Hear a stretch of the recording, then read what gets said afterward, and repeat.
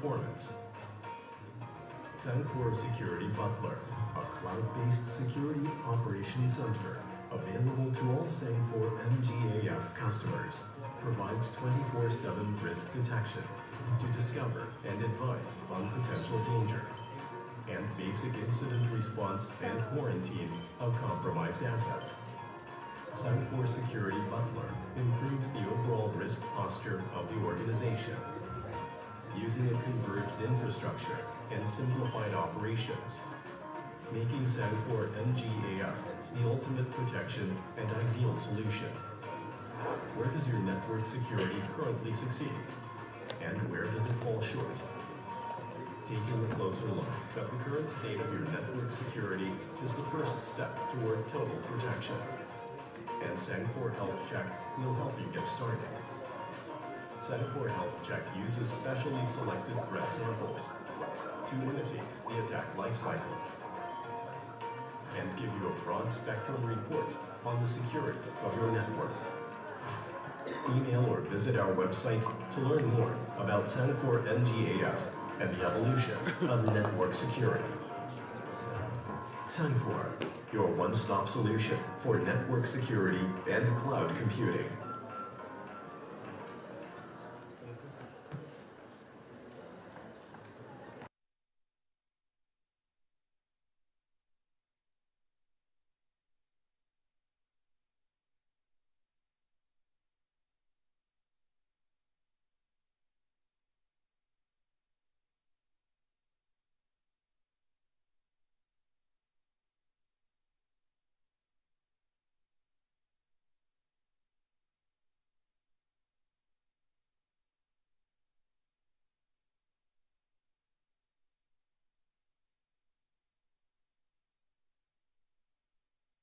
From their tea break session, okay?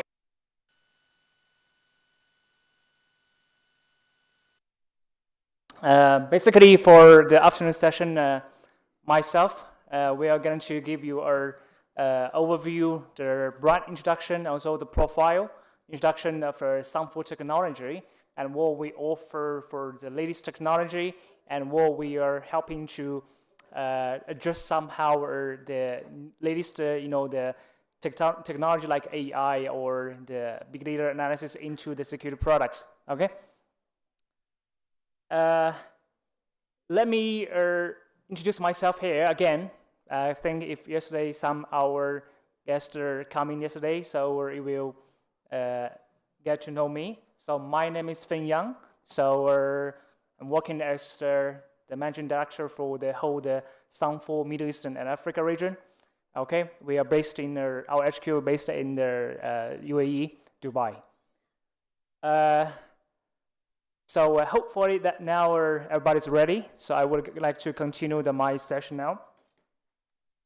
So as you may aware of that, so Cyber Technology, we are originally Chinese brand, Chinese vendor.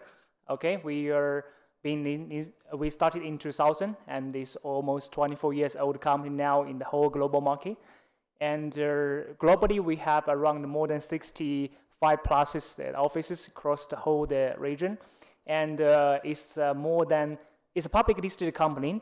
Okay, you can search all the Cyber the information from the website. And we are more than 10,000 employees, the global company already. Okay, so this is somehow the background about Cyber, and let me just continue my slides about today's the topic here. So the first slide is about how the Cyber as a group company, our business infrastructure and architecture here. So basically, Cyber, we are working in 3 domains. Okay, first is cybersecurity, and then is the cloud infrastructure, and also the IT infrastructure. IT infrastructure, to be honest, is our newest the department. Okay, and also definitely as a group company, I would like to also give you some information about the Sangdri. Okay, it's our sister company providing the Wi-Fi, apps and switches and the routers.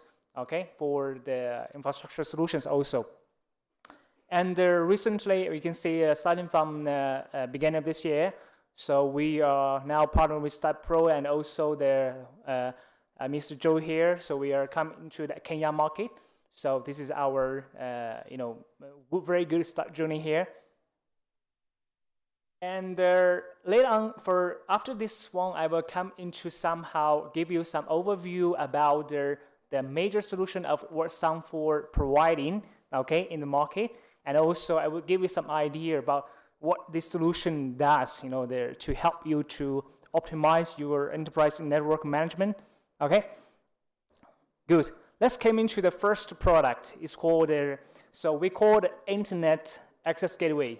Okay, so this product is in best-in-class secure web gateway security solution, SWG solution. If you heard about them before, so that controls access to and from the internet by preventing all the unsecure traffic from entering or leaving the internal network and of your organization, and by monitoring and controlling their behavior of network and the users, superior and in-house development, and also their designing, provide unparalleled visibility in all user identities, applications, and protection of their all network users. So we have listed down some of the major features of the solution, okay? So it can help you to meet all the compliance, especially for all the public sector, even the enterprise banking sectors. You have the compliance for internet users, right? So this solution can be you can see help you to managing your network properly. I just give you an example, like in China. So basically, all the public sectors, they under the compliances, right? So all their data, for example, in your network, if you're trying to send some sensitive data, maybe some comments or some illegal information you want to post on their website, or you're trying to use some social media to post it, some anti-country or this kind of, the words there. So you will be easily found by we call the network department, the police. So they will find it easily. So this is solution. You can see this IAGA is you can see 100% deployed in all the public sector for any department. Can help you to meet all these compliance. Even for example, in education sector, for example, in University of Nairobi. So now you can see I think the schools also providing the Wi-Fi. I mean, the education Wi-Fi. And they're, from maybe software telecoms, they provide Wi-Fi for education sector. So all students, they will access the internet to, freely if there's no control. Like if there's or like an illegal website or some, improper website. So for this device, it can help you to control in a proper way. Okay. Then the second product is about their next generation application firewall. I think this is also from the IT industry, especially from the cybersecurity industry. You must know this product, of course, right? Firewall. Who does not know, right? So for Sound4 side, in the next generation firewall, this is one of the very, very, you can say a good the world classes the firewall in the overall the world. So this is our next generation application firewall, and it's truly innovating product. Okay, so since it's the worst, we are the world first AI enabled next generation application firewall. You can see here probably the rating will be very small, and we are first vendor for the firewall vendors to introduce the AI-based in the Engine Zero model. Is AI-based antivirus models, and also the AI-based NeuroX threat intelligence into the integrated firewall to help you. As I think this morning, one speaker mentioned about firewall. Mostly firewall is signature-based, but to be honest, the reality is most firewall now in the market finally is integrated with AI or powered by AI or intelligence, because we understand the signature-based firewall is no more effective. Okay, so you need to embrace all the latest technology AI. They can use the UEBA behavior analysis to do all machine learning by himself. You can do all the automatic blocking based on the behavior analysis on that, right? This is how it can be for example, I just like 0-day attack is become and also the APT, advanced APT. attack become a very serious now, and easily, because every second, even like today, it's more than maybe thousands of the new viruses coming out, right? If you're relying on your traditional, the firewall, perimeter-based firewall, definitely you cannot secure your network 100%, right? But with this new, we understand this new threats and advanced and also the disadvantage from the traditional one. So that's why we bring all new technology here. And also you can see here, SUN4 firewall, we are a well-recognized product in the market. Okay, like in Gartner, I think because I think most of our guests today, you're from this background, IT background, or you're from the IT industry itself, right?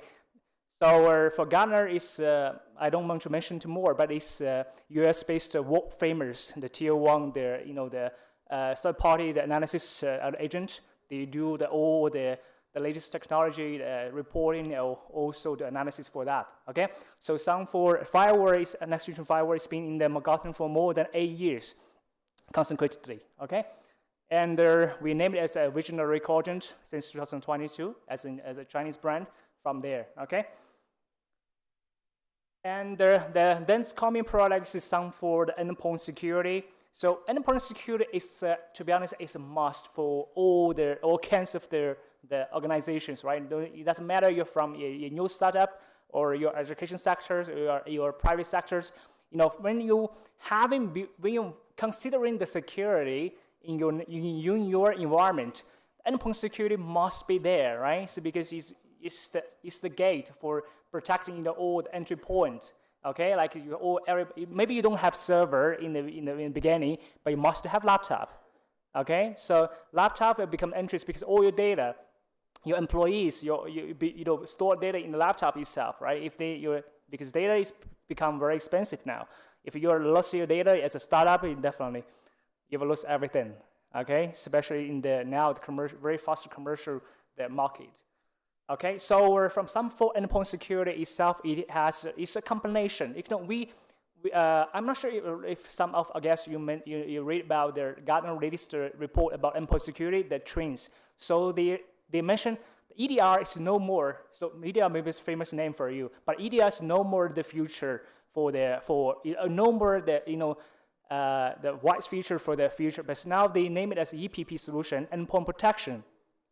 The platform itself, because this MPP solution is combination of antivirus EDR and some other, even the NAC features for that. So SUN4, we more prefer to name our endpoint security as an EPP solution because it's combination. We integrate the world class of their antivirus databases inside, and also with the AI engine, as big data analysis, machine learning all inside there, and also it's integrated with EDR and NAC features inside.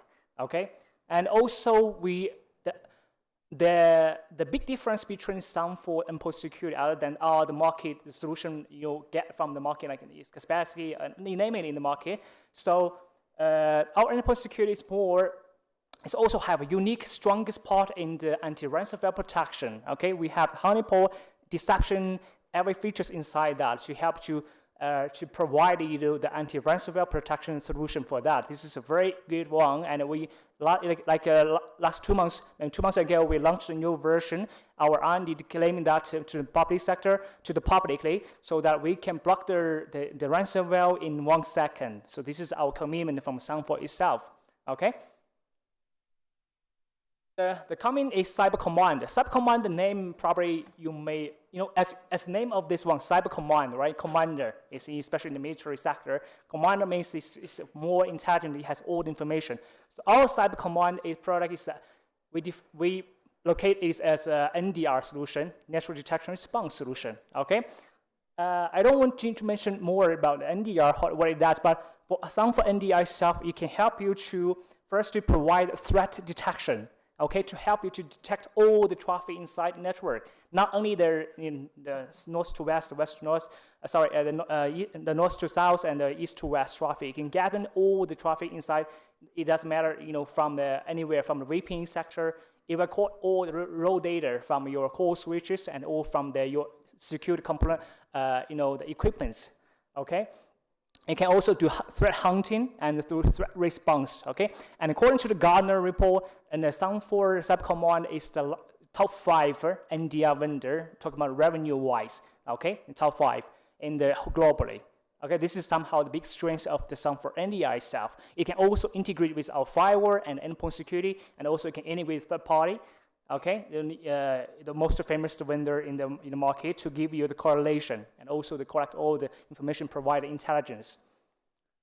And then it's coming for the zero trust, Sound4 Trust. Okay, so Sound4 Trust can, it's the next level of the remote access. Okay, I think most of our guests, if you're from their enterprise level, you must use the VPN, right? VPN, it doesn't matter, it's some SSVPN or IPsec VPN or standard, okay? So the Zero Trust can protect the security of the business access and the business system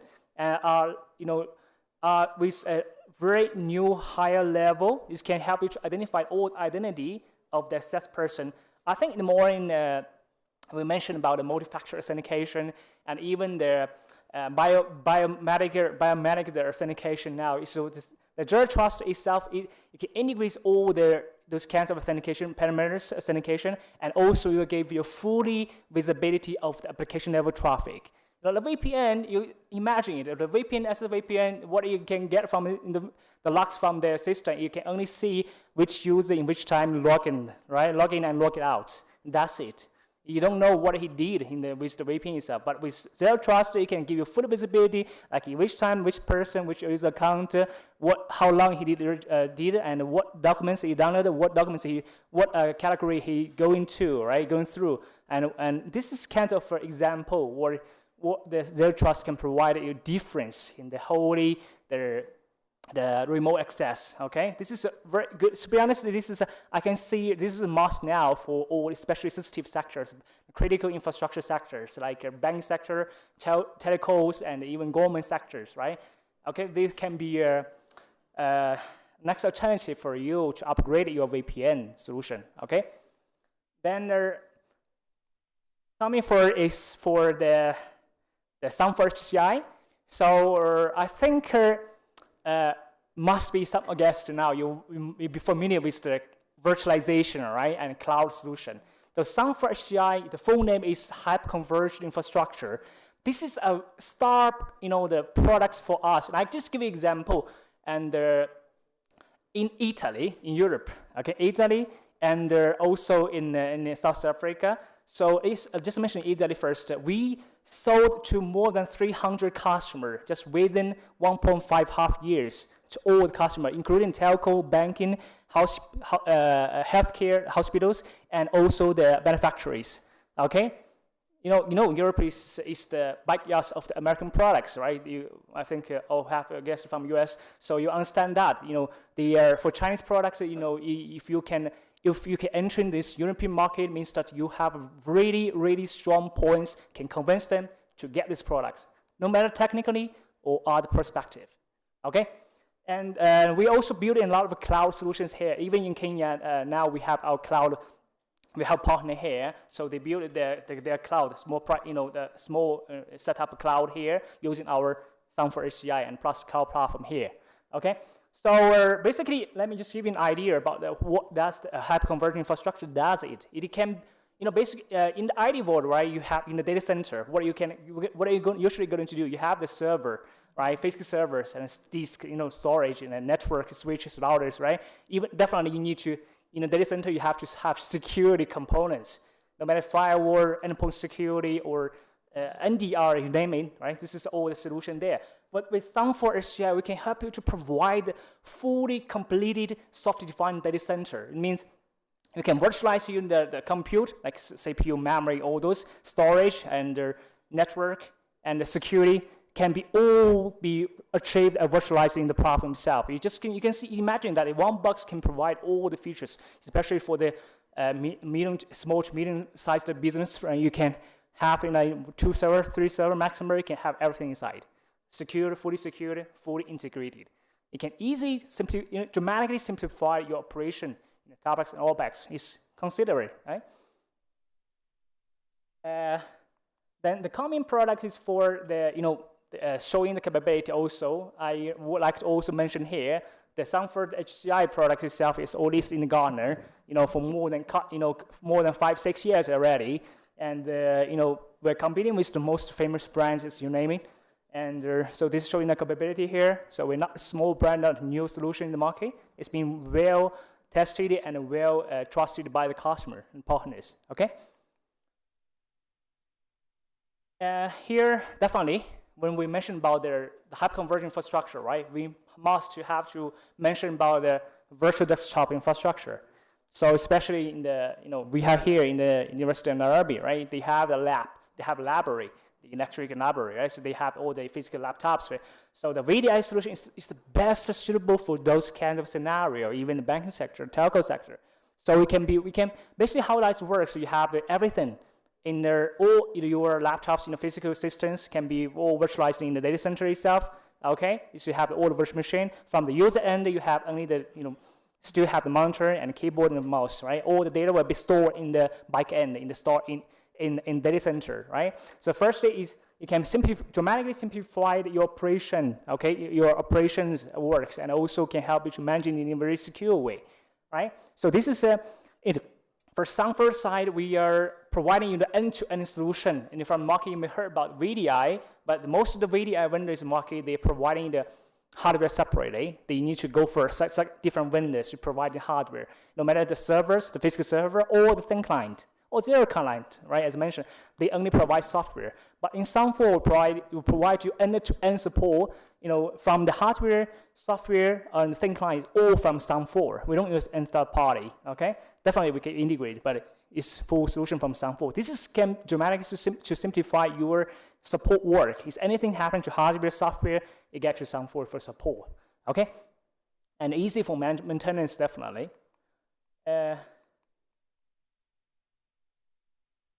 Okay, so the next one coming to is for, I want to show you that recognition is about, I just mentioned about some major products listed in Gartner, right? But majorly, I can see we have more than 6-7 products listed in Gartner for many years already.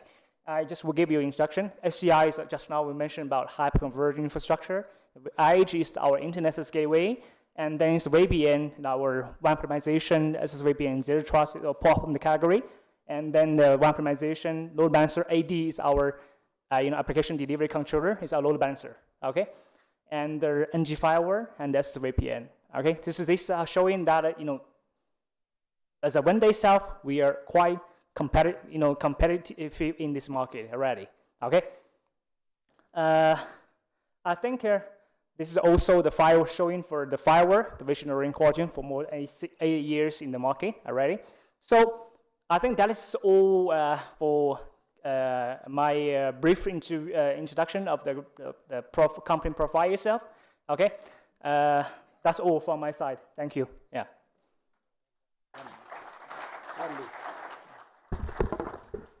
Sorry guys, I had to sneak in because his English is too British. Trained in Spain and lives in Dubai. You know what I'm talking about. I want to talk about this solution on just 2 issues. One issue is HCI, and it's nothing better than walking around when you have a weapon by yourself. For those of you who are techie or you are making decisions for solutions on cybersecurity, hyperconvergence infrastructure, Sanford is an equal opportunity solution. And why I'm saying that, Gartner cannot list you if they don't know what you're doing. If you have a phone, just pick up and open Gartner and do something called compare. And all of you know which firewall you're using in your office or in your workplace or wherever you are. Please compare Sanford with 3 other options of firewall. I traveled to China to go to the hardware where they manufacture the product, and I didn't know whether it was good. Until I went to Dubai and I found that the products we are using in Africa are not even used in Europe. They're not even used in Europe. Africa is the place whereby they do the testing for the products they do the selling and distribution of products which are not on the top range. Go to Gartner and /compare. and put Sang4, then put any other firewall you think. I will not say more about that. You'll change your mind. Another thing I want to say about this firewall is not even the firewall, the solutions they have. It's one product of the Sang4 security fabric. For example, the firewall itself. You buy one box, it has everything you need. You don't need Wi-Fi, you buy another box. You don't need access control, you buy another box. You don't buy an extra hardware to get an extra solution for this firewall. So we are starting distribution and sales in Kenya for those who want to register or see sample tests and run products in the office. Will be available. You can register with us and we can walk through the journey with you. We are starting a support center in Kenya, and I'm working closely with him. He's based in Dubai, and this distribution mostly is Europe. It took me a lot of time to convince him there is opportunity in Africa, especially in East Africa. But I told him, this is how I got him. If it gets into the Kenya market, it has gone to East Africa, around 5 other countries. So most of the support you need is from the people who have had it right from the spot. Not because of it's a better product and there's better money, the price is cheaper, but because of the bottom-up economy. We're starting from down going up. Thank you, guys.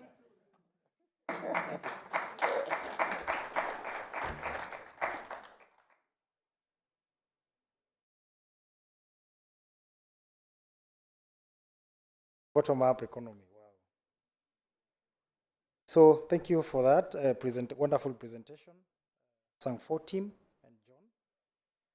So I will not talk much, but I just have one question, and then we can proceed to, as Mr. Meru Ronald is preparing for his presentation.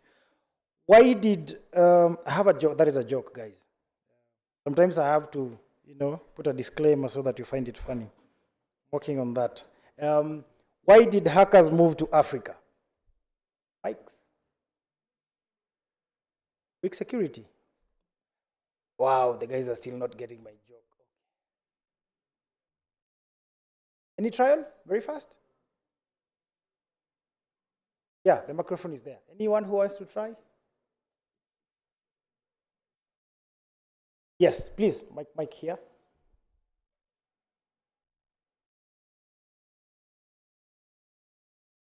Africa is a fertile ground for not being fully exploited.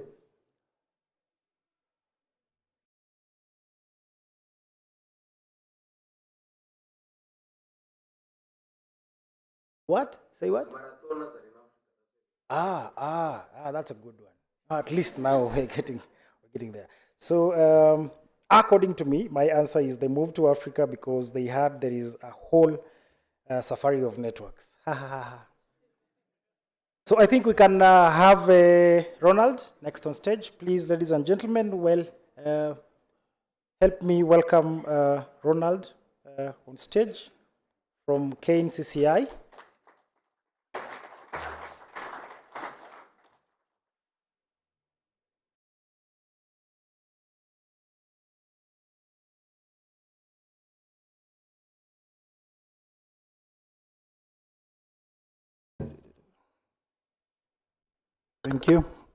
Thank you, MC. Actually, on that question about hackers, I thought it is because Africa is a hub of mobile money. So I would have expected that's why all the hackers are looking to come to Africa. But anyway, esteemed colleagues, innovators, developers, my valued panelists, ladies and gentlemen, good afternoon. Good afternoon once again. So by way of introduction, my name is Ronald Meru. I chair Trade and Economic Diplomacy at the Kenya National Chamber of Commerce and Industry. And I also am the vice chair of the Nairobi chapter of the KNCCI. So we are honored to be here today. And first of all, I was requested to be speaking in terms of supply chain risks and also management of mentorship. So today we are honored and privileged to join you today to discuss this interesting, complex nature of our global supply chains and the pivotal role of mentorship in enhancing our management practices. The intricacies of the interconnected economies require not just only awareness, but proactive strategies to mitigate risks and foster resilience. We need to understand our supply chain risks in our modern economy. Supply chains represent the backbone of commerce, yet they are fraught with many challenges, from the logistical hurdles and regulatory changes to broader geopolitical tensions and the ever-present cyber attacks. The stability of supply chains is usually a perpetual risk. I was happy today to be listening. I believe that was Pentra, where they're looking at Penetra. What was it? They named the company that was here earlier. Penetra, who are doing the vulnerability tests, which actually looks at the validating your security systems in whichever environment that you're running in. As you know now, cybersecurity is a big concern, even not only for the Chamber of Commerce, but in every area that we are looking at. And I like also a point that was highlighted earlier, where I think we need to look at, as the government and also all stakeholders, the hackers. I think it was raised by the gentleman from Cambridge, is that to see how do we nurture these talents. We don't need to really look at just prosecuting them, but maybe these are people who could ensure that our systems are totally secure, and how do we grow this talent. So this is feedback, at least I can say, we've been able to pick up from today's conference. So the recent global trends and events include pandemics, including the pandemics and technological disruptions have only highlighted these vulnerabilities, showing us how critical and robust this management is. So most of you will be wondering, what is the role of the Kenya National Chamber of Commerce and Industry? So as part of the KNCCI, we are deeply committed to equipping our members with tools and knowledge to navigate these challenges. Through our education programs and even workshops like this, which are sponsored by CyberPro, our partners in KNCCI, we are very honored that you've come up with this conference today. Let's appreciate CyberPro for this. So through education programs, workshops, we strive to enhance the understanding and implementation of effective risk management strategies.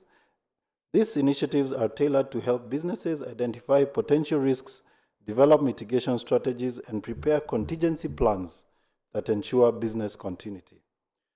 On my next point, in terms of management mentorship, so mentorship stands as a cornerstone to strengthen our strategy in supply chain management. By connecting emerging businesses with experienced professionals within our network, we facilitate transfer of knowledge. This is both locally and internationally, where we not only give skills development and knowledge transfer to our local enterprises, but also to international and global expertise. Whenever we have our trade missions, we also have expertise in terms of ICT and cybersecurity. We'll be inviting you to attend most of these trade missions, even internationally, and also foster a supportive community. The success stories we've witnessed within the Kenya National Chamber of Commerce and Industry community underscore the value of sharing experiences and solutions, helping the newer companies thrive even when they face a substantial supply chain disruptions. Enhancing resilience through innovation and technology. Moreover, we advocate for adopting of cutting-edge technologies, as it was mentioned earlier, artificial intelligence, blockchain, machine learning, analytics tools, the BI tools that we are all aware of.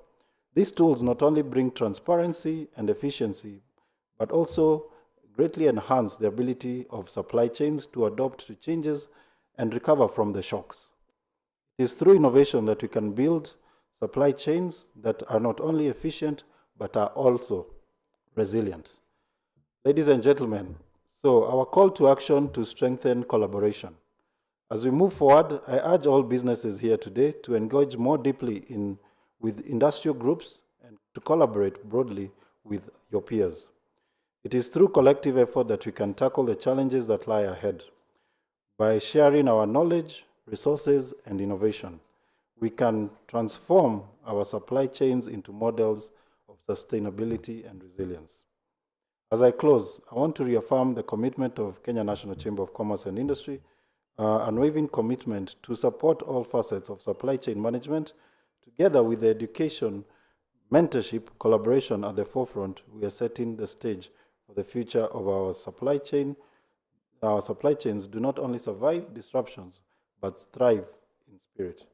Allow me also today to just to let you know that the Kenya National Chamber of Commerce and Industry was won the bid to host the World Chamber Federation Conference that's going to be held here in April next year. So we'll be also inviting you as developers, people in cybersecurity to come and explore and exhibit what you're able to do for the global market. We're expecting over 4,500 international business community coming here, and this will be seeing more of this information, and we welcome you to this. Thank you for your attention, and I look forward to a productive discussion and fruitful collaborations that will stem from our time together here today. Asanteni sana.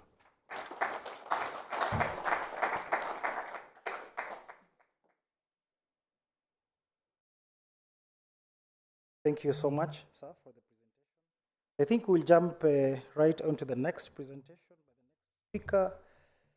So, he's a renowned guy in the industry. He's an expert in information security governance, risk management, and data protection.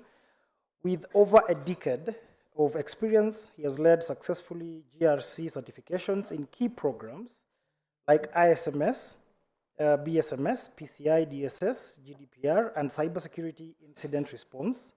His work spans sectors including finance, energy, petroleum, and humanitarian organizations, where he has enhanced critical infrastructure security.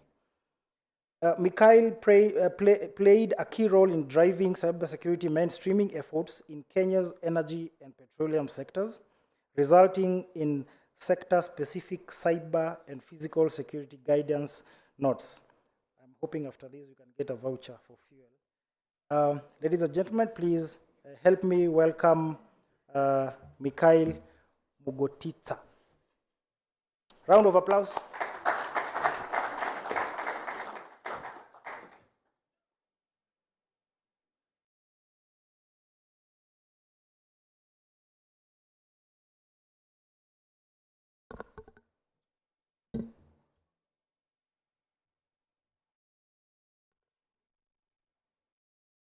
So all protocol observed. Good afternoon.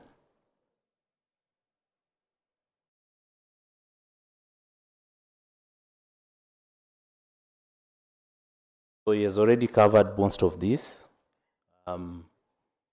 See some resemblance there.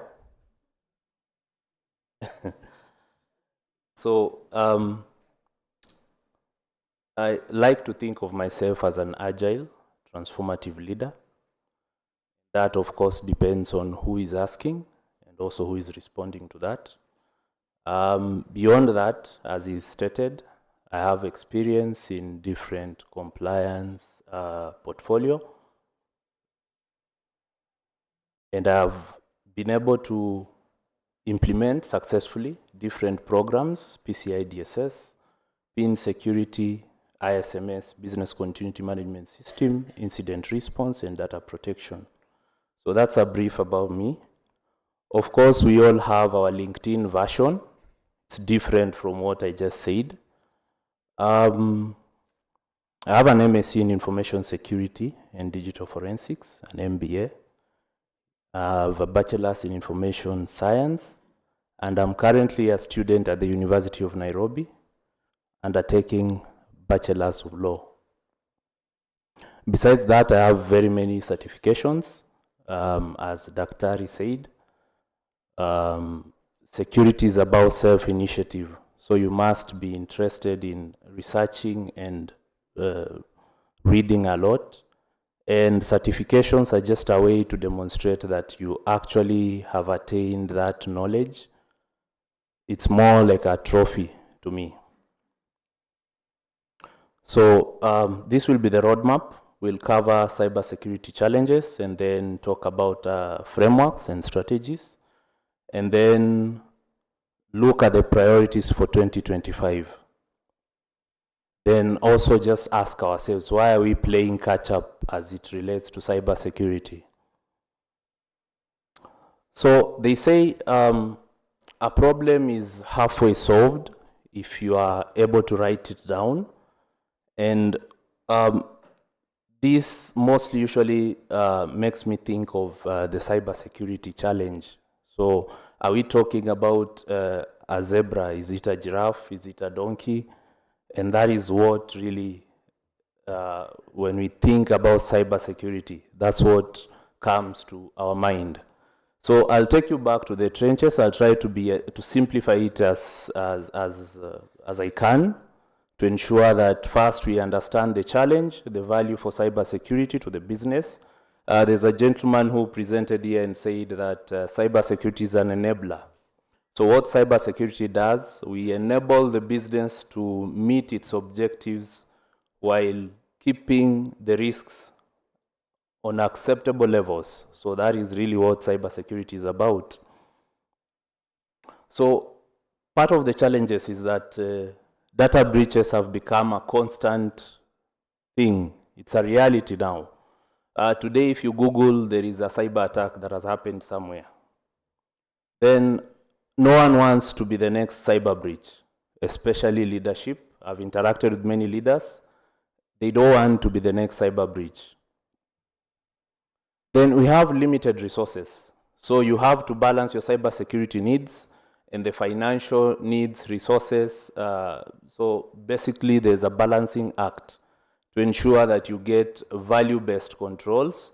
So if you're going to get a security solution, then it needs to be value-based. You need to look at your environment and ensure that you're getting the best solution, the highest value based on your risks. We are also facing insider threats, which are becoming as dangerous as external threats. So you've seen cases where organizations are compromised by an internal employee. So they are approached for different reasons. They sometimes give access to external attackers. So that is one thing that we are also looking at. Then cyber risk management is still evolving. It is quite an interesting field. With the advancement in technology, you find that there are a lot of changes that are coming up that we need to keep up with. And that, of course, also covers our aspects around cyber threats that are rapidly evolving. And based on that, I've interacted with many leaders and even stakeholders. We have the same interest. We want to adapt. We want to ensure that we've secured our infrastructure. And that's why sometimes I get into a lift and I meet, let's say, the CEO. He says, good morning, Michael. Are we safe? Are we hack-proof? These are the questions that leaders are asking.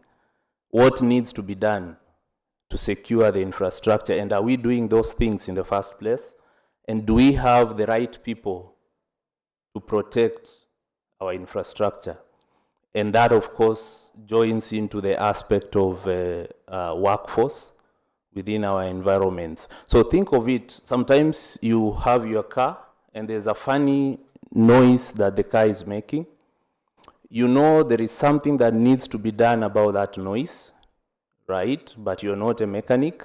So you take your car to the mechanic and you say, just do whatever you will do, but I don't want to hear that noise. So think of that as the other stakeholders who do not know much about cybersecurity. They know there's something that needs to be done, and they rely on the cybersecurity experts to do this. So relating cybersecurity to enterprise risk, we have 5 major enterprise risks, and that is the strategic, financial, operational, legal, and reputational. So whenever you talk about cybersecurity, if you are breached, it means you will move away from your strategic direction. If it's a ransomware, you'll have financial losses. If you are giving services, you'll have operational challenges. You will be sued. litigations due to data breaches, and your reputation will be ruined. So this is an interest for businesses and organizations, and also as a country, it's a priority. So there's a gentleman there who talked about issues around budgeting.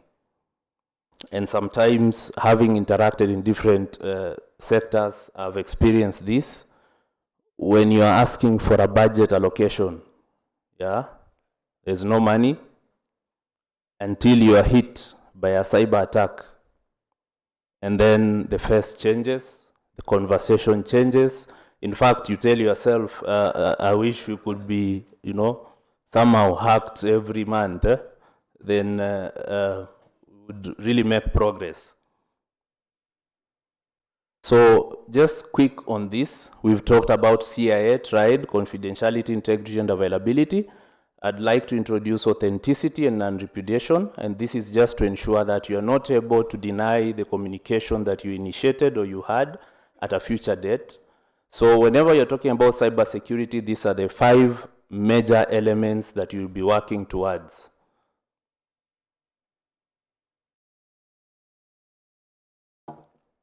So, for those who do not believe in cybersecurity, whenever I think about that, this is what I see, right? So, you deliberately decide to, just operate like one of those guys. So, you really need to put some thought to it. Finally, I'll cover something here on that section, on cybersecurity frameworks. So as we said, you have to get some direction and treat it as a program. So we have control frameworks, we have program frameworks, we have risk frameworks. So think of control frameworks as a recipe, right? You have your ingredients, you need to prepare some things, a meal. So a control framework will tell you what ingredients you'll put into that pot while you're cooking. For instance, CIS control frameworks. Then you get to program frameworks. These are things like ISO 27001 NIST cybersecurity framework. That is your menu. So when you go, you check the menu, it will tell you what meal is there, and then what controls you're putting in place, which are your ingredients. And finally, risk frameworks. Remember, we said that cybersecurity is an initiative towards managing risks. So risk frameworks are such as ISO 27005, Mighty Attack, and so on and so forth. So whenever you think about security and a program and a strategy, think how you've married all these aspects together. Then that brings us to governance, issues around governance. This is the structure, strategy, policy, standards, and processes. And the idea is to ensure that we have a strategic alignment, risk management, and compliance. So I'll move fast because I think we are limited on time. These are some of the principles in cybersecurity that we've talked about: defense in depth, least privilege access, separation of duties, security by design and privacy by design, and keeping it simple.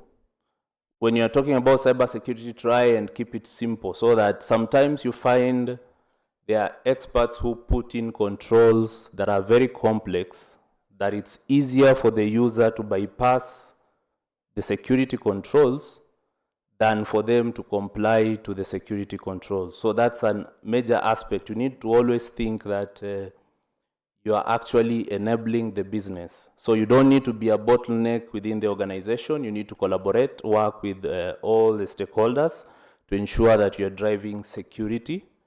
And that is how you'll also build a security culture. Now, this is just an example of defense in depth. It is a concept that we replicate it in our real life. For instance, in a castle, you'll have different levels of protection. Then I'll mention something on cloud and on-premise before going to the priorities. So, of course, there's the discussion around what is more secure, what is cheaper. For me, I always say cloud is someone else's computer. Just, yeah, you should always have that in mind. So, and when you're talking about cloud, there is the shared responsibility model. Whenever you are planning the migration, think about it. So if you are on premise, it is your responsibility. Cyber security, information security is your responsibility all the way. Infrastructure as a service, it means you've now hired the infrastructure, you've given up that responsibility, then you move to the platform as a service. As you see, the blue demonstrates how your responsibilities are reducing. And then you get to software as a service. Still, security is your responsibility. So in as much as you are moving to cloud, remember you still have to ensure there's security, because you see information, data, device, account, identities, identity and directory infrastructure is still your responsibility. Now, there's someone who talked about technology, people, and processes. Those are the tools that we have as cyber defenders. On the other side, the attackers have the tactics, techniques, and procedures. So think of it as a chess, those who play chess, a game. So whenever there's an attacker who tries to phish, to trick users, that's a social engineering. So that is a technique or a tactic or procedure, TTPs. We have to counter that with technology, people, and processes. And so in the process, we'll implement email filtering and then do security awareness. And that is how the two relate. So having said that, there's the priorities that we need to look at, and there's a list of many things that we can do, good things, but we have to select a few that will have the greatest impact. Remember, we said we need value-based controls. So we need to ensure that whatever decision we make will have the greatest impact in our infrastructure to protect our cyberspace.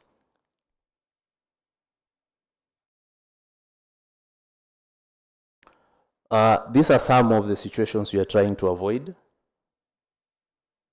You find there are cases when you are doing your business continuity tests, you get, 90% scoring, 95, but when the real incident occurs, things change, right?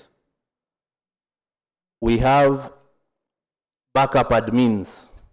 They say, okay, we can restore servers in this recovery time objective or RPO, right? But then when the incident occurs, they simply tell you, we didn't say we can restore all the servers at once. So it is one server at a time. And therefore, it leads us to the next questions.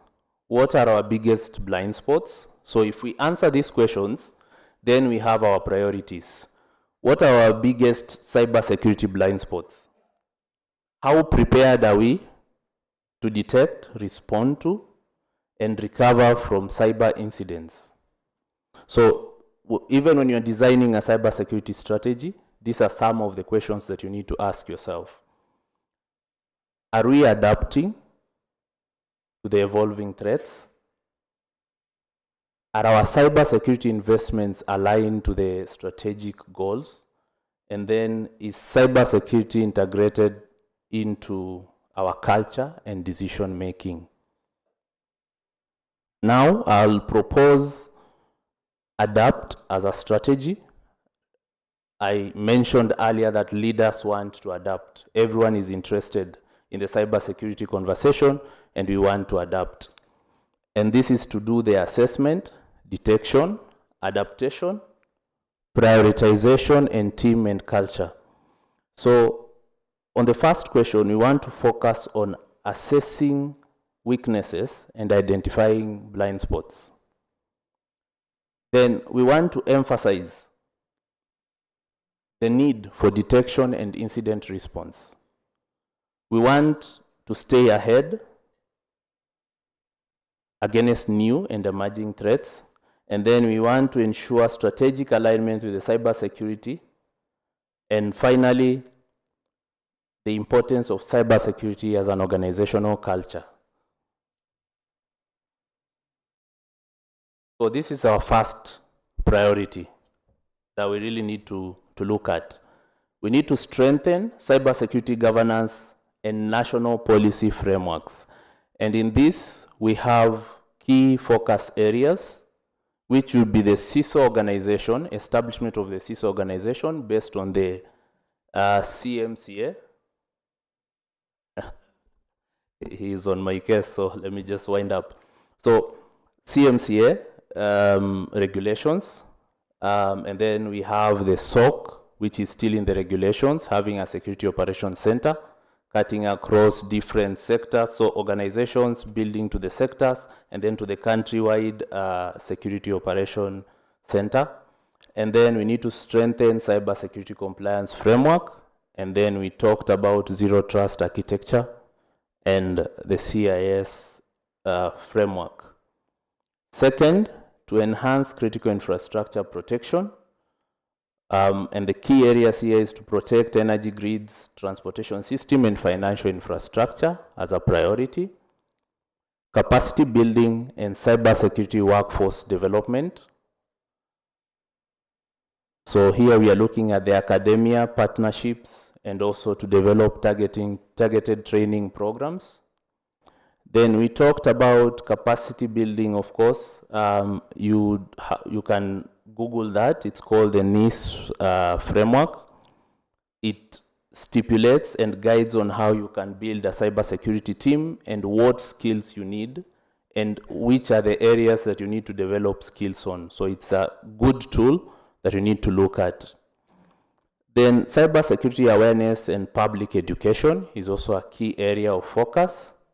And here, one of the questions talked about leaders who need to approve our budgets and they have no deep understanding of what they are trying to approve. So we need to build capacity. We need to train board of directors. We need to train leadership so that they make a decision that is informed. We need to emphasize on the differences between digitalization, and automation. Most of the time you find we can't even tell the difference, and yet we need to approve a budget to drive such initiatives. We need to secure our digital government and business services as another priority for 2025. And then data protection and privacy compliance. We have 4 more to go. Cyber threats, I've put ransomware in brackets because it's a key threat that we are facing. Yes, it's a cyber threat, but it stands out. And then cybercrime defenses as a priority. And then cloud security and hybrid environments. We also need to ensure that we are evaluating the risks, total cost of ownership as we migrate to cloud and integrate cloud. Then cybersecurity investments and technology upgrades. What we've seen here, the teams have presented different products and solutions that will be good for cybersecurity initiatives. And then we've talked about supply chain security and vendor risk management, global and regional cybersecurity collaboration as a priority also. And the final one is to ensure that emerging technology adoption and integration has strategies. So for example, we have AI, we have quantum computing. We foresee a place where accessibility to quantum computing will change dynamics. There are some of the cryptography algorithms that would take 2 years to crack, but with quantum computing that could change to 2 days. right? So we need to ensure that as we do our strategies, we are looking at emerging technologies. With AI, we need to ensure we integrate AI into our workforce to ensure that we do not entirely rely on AI, but have strategies to build our capacity without losing the real knowledge and ensuring that you trust but verify some of these technologies. So you can use AI, but ensure you read through, verify the output, and also have facts about what you are presenting. So that's it. I'll skip that slide and I'll welcome any questions if you have any.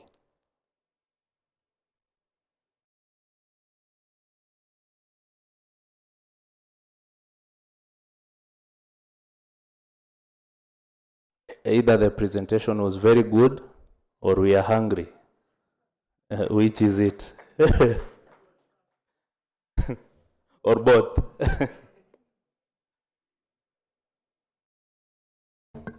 Okay, thank you very much for your attention.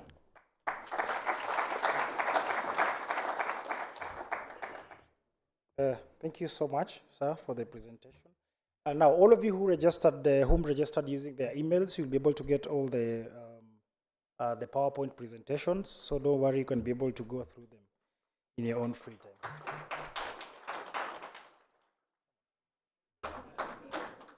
All right. So from the guys who are not from Africa, I want to be able to share with you Africa's favorite hacker's proverb, that if you want to go fast, you go alone. But if you want to go far, you make sure that your firewall is up.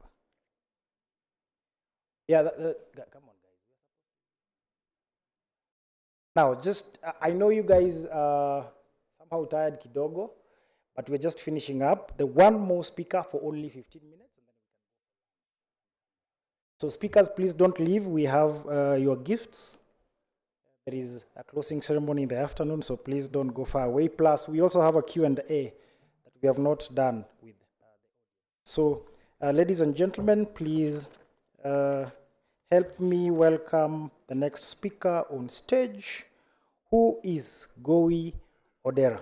Round of applause.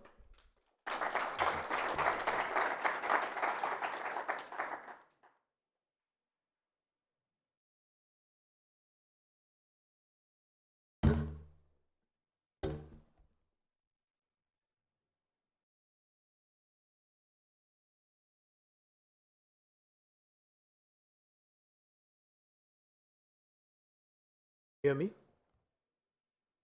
Can you hear me now? Okay. Good afternoon. I know you are waiting to eat, so I will not take too much of your time. What I want us to be able to talk about today is next generation, next technologies, and next threats. As you heard, my name is Gowi Odera. I deal especially with thinking through what goes on in next generation. I am a futurist. If you want to put me in a box, that is where I'm thinking. Allow me to get into my presentation today, and thank you very much for this invitation to speak. End of the millennium, 4 significant things happened in Kenya. Millennium meaning the 2000s. First, in Kenya, there was the end of the KANU regime. And in came NAC government with a clarion call, Yote Yawezekana, Bila Moi. I like interacting. So if you know an answer, you can do that. Yeah? Okay. The new government led by Mwai Kibaki focused on 4 fundamental things. One was promoting democratic space, investing in critical infrastructure, full adoption of information and communication technology in all sectors and the introduction of free primary education. As a result of this, ladies and gentlemen, more civic engagement happened that was unprecedented in this country. It had a multiplier effect with business and commerce. Local and international investors grew in confidence exponentially, according to the Kenya National Bureau of Statistics research that they did. Between 2003 and 2012, Kenya's economy grew on an average year-on-year basis of 7% GDP growth. While this was happening, critical infrastructure was being buttressed with local financing. Instead of seeking foreign direct investment, which Kenya had been starved on, the government divested ownership of state corporations through initial public offers. For those of you who are old enough to remember, KenGen, Safaricom, Kenya Power, just to mention a few, public were allowed to, for the first time in Kenya's history, Wananchi. Wananchi, for those of you who are not Kenyans and familiar with the Kenyan lingo, Wananchi means citizens, or citizens could both invest in critical infrastructure entity and also share in the wealth. By the time the next government took over, Kenya had reduced power outages by over 60%. There was a time, for those of you who are much younger, to know in the 90s, between 8 o'clock and 6 o'clock, there was no power at all. For those of you older, I think you would have remembered at that time, there was no power. We used to have what we call power rationing. And it changed. Another 25% of Kenya's population of households were connected onto the power grid. And the road of shifting of power generation moved from what we had as diesel power and all that. Just in that investment, Kenya was now on a path of going to renewable energy. Today, Kenya boasts to be one of the leaders in generation of energy, renewable generation. The goal is to reach past 90%. As at 2020, we were at 70%. Another thing, bear with me, there's a reason why I'm going through a historical context that brings us here. Another thing that government did was a full adoption of information and communication technology into government operations and governance services.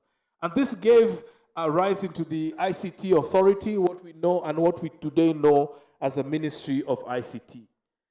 Just in one move, Kenya's leap forward into the information age made us a leader within the region. To date, over 13,700 kilometers of fiber cable have been laid within the Republic of Kenya. And if the government is true to its promises, we hope another 100,000 kilometers of fiber cabling are going to be placed in Kenya in the next 5 years. Friends, this drastically reduced the cost of communications considerably, bridging the digital divide that had existed in our country. Third thing I want to say is still waters run deep. While all this was happening, the free primary education got over 5 million children. This was the fourth thing that government did. 5 million children who were once excluded from school because of costs, at that point, now have access to basic education. This is now law and is enshrined in our constitution here in Kenya. This notwithstanding, now we can see there is more pressure in secondary schools, having to build greater infrastructure to absorb a ballooning population of primary school graduates. Our secondary school education infrastructure is the most stressed right now because more needs to be invested there. Now, for over 20 years, almost 23 million Kenyans have benefited from this government policy. And the generation of Kenyans who have experienced this, I want to say, are the most privileged and fortunate. Free democratic space, digital government services, a robust transport and communication services, significantly low cost in communication, high access to internet, job creation, and I can continue to list more and more and more. According to the second quarter statistics of the Communication Authority, this was last year, over 47 million subscriptions to data and internet are happening right here through mobile broadband. The penetration of smartphones today stands at just above 60%. With a large population with access to the knowledge of Internet of Things, we now have a platform like this. All that I've told you has created an ecosystem like this to have a conference like this. We take that for granted. But history is important for us to understand and appreciate. A conference and platform like this would not exist had those policies been done. Indeed, Kenya has become a leader. My fellow colleagues who stood on this platform have been highlighting what is happening today, currently, and I've been following this online. Great insights and ideas that have come here. But none of this happens in a vacuum. I put it to you, these 20 million plus young people will be in Kenya's workforce starting in this year moving forward. I call them Gen Z. You know them. Unlike us, Gen Z and their younger brothers, Gen Alpha, are and will be users of AI and self-made cybersecurity applications that are not necessarily known to us today, but are being developed. Today, using MS, a Microsoft Copilot, using simple language. Simple language like you and I are using right now. You can prompt complex code and it will give you robust results. This emerging generation knows how to use those tools and are beginning to use them. These emerging generations are using new tools to automate tasks, slowly rendering trades out of business. In just a few years, you will not need graphic designers the way we use them today. They do DIY AI tools that are there. In marketing and customer care, AI-generated bots. We will not be needing the call centers that many of us do have. Just using these current tools that we have, they're still in development, but amazing, amazing things they are accomplishing. Let me give you one example. The media industry, the NTVs, the Royal Medias, and Standard Groups are today facing an existential challenge. This emerging generation does not buy newspapers. Anyone here 25 years of age and below who has bought a newspaper in the past 1 month? They barely watch television. Advertising has moved into digital platforms. And it's now influencers that are engaging consumers. Citizen TV is competing for space with a 21-year-old influencer who's creating content in her room with her mobile phone. And she has 250,000 followers and subscribers. Traditional media as we know it may not exist 10 years from today. It will have to adapt. This emerging generation is excellent at curating information. They're more confident, because they can engage with a lot of information. And all of this is virtually. They're more confrontational, but face-to-face, they're confrontational avoidant, mainly because most of their interaction has been online.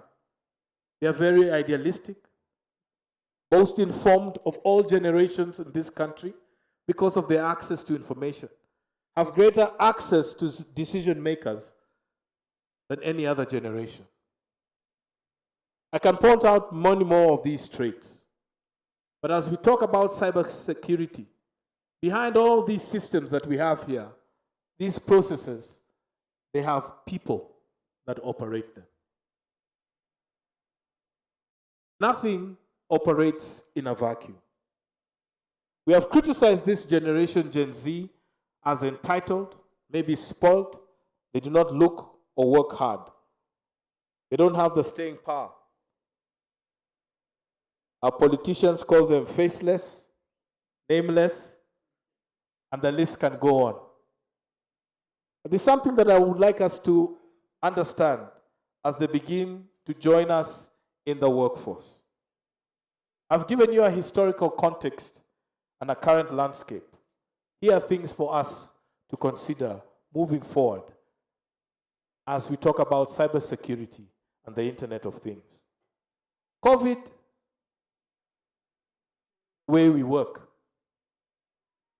it removed some of the infrastructure that we use, and that's why cybersecurity is now an even bigger issue, how we work.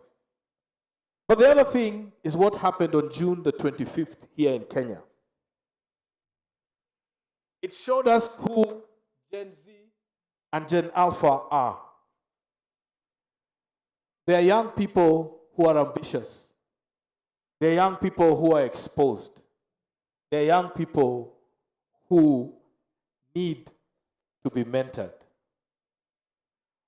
What I'd encourage us as we begin to embrace this generation coming into the workspace is have a heart of empathy. Teach them what it means to move away from this and engage on this. They do not have those tools available to them because they've been on social media a lot. Create an enabling environment for authentic interaction. Because I said systems do not operate in a vacuum. They may sound tough, but they're less skilled in human interaction and personal interaction. A key thing that makes our systems robust. And lastly, as I close, don't worry, lunch is just about to be served, I hope. And by the way, it's on me. I've paid it. It's on for, okay. No, I'm just kidding. How do we lead this generation? And this is what I want to encourage you as we move forward. 1, recognize that the leadership distance is becoming smaller and smaller and smaller. A young person now can talk to the CEO like that, through an email, through a chat, through a next space. We can even talk to a tweet, our CEO. This generation are so used to that, and a leadership distance is no longer respected the way other generations has done.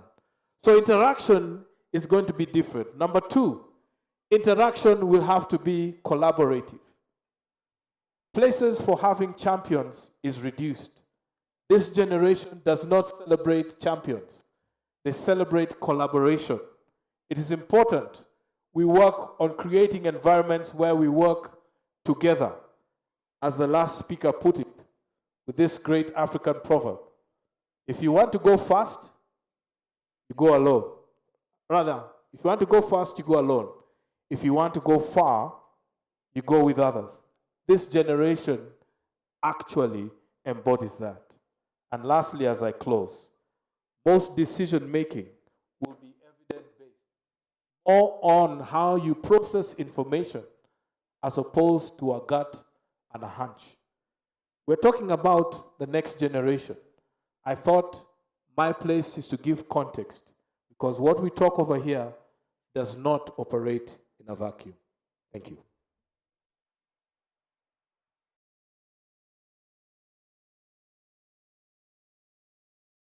Now, before we head for lunch, there are two announcements. One is from the Kenya School of Government, requesting to meet all public sector attendees at the corner there, as others are joining a lunch hour. And then there is a ride shop tomorrow for those who want to register. They can be able to get more information on the Cyber Pro desk on the 5th floor. And I think we have a desk on the 6th floor as well. So thank you so much for the time. Let us take at least 30 to 40 minutes for lunch and then be back at 2:10. Thank you so much. Public sector, don't forget.